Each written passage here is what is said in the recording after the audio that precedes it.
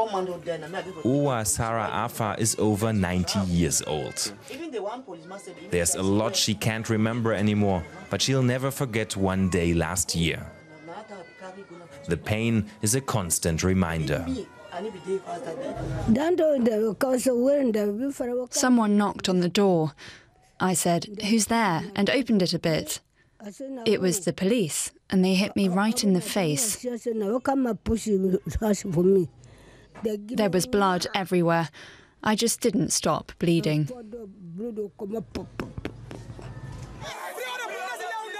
Thousands of people in her hometown were taking part in peaceful protests at the time. They feel let down. Some were calling for their own state to be called Ambazonia. Government troops responded with violence. Owa Sarah Afa was one of the victims. There's growing unrest in the region, and some of the protesters have since joined pro-independence groups. But no one wants to speak about it openly. They went to the bush because they are fighting for their rights. What they are asking for is something they deserve. If the government can grant what they are asking for, it will be better for all of us southern Cameroonians. Then we won't be neglected the way the government has been neglecting us. We meet a well-connected independence activist who wants to remain anonymous. There are 6 rebel groups in the forests fighting against government troops. He shows us their training videos. Paul Biya, Cameroon's president for the last 35 years, has so far ignored the protests, he says. That's why the conflict is now escalating.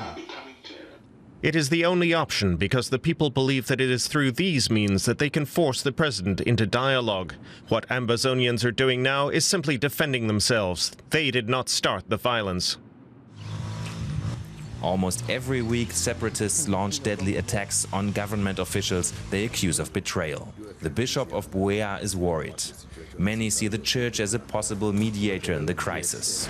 I agree, but in the circumstances it's very, very difficult because the highest authority in the land, they have really not been open to that because they give conditions for talking together to resolve the problem. For us, we think that if we are going to dialogue, and dialogue means that whoever is talking together with another, that person must be the same level with him. The government refuses to speak with the separatists. Despite several requests, we were not given an interview with a government representative. Presidential elections in Cameroon are scheduled to be held in October this year. But many people in the Anglophone region, in particular those in rural areas, are wondering how this will be possible. There's hardly any indication that the situation will be improving in the next months.